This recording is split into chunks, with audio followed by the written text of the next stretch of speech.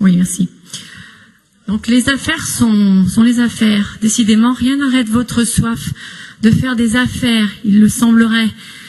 Déjà lors du vote du schéma régional de développement économique, d'innovation et d'internalisation, nous avions constaté que vous étiez prêt à tout pour faire du business, y compris à vous asseoir sur des principes éthiques, de justice sociale, environnementale, sur le respect du droit du travail, des droits de l'homme.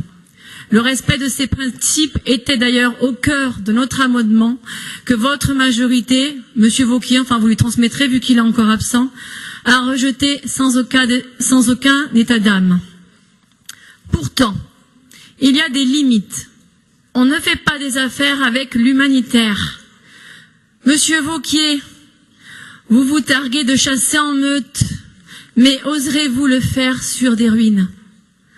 C'est bien pour faire rempart à cette absence d'éthique que la Convention de Genève de 1949, dont la France est signataire, et le droit international humanitaire qui s'y réfère, existent.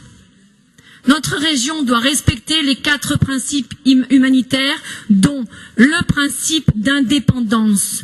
Ce principe signifie que, je le cite, l'action humanitaire doit être détachée d'objectifs économiques, militaires ou autres.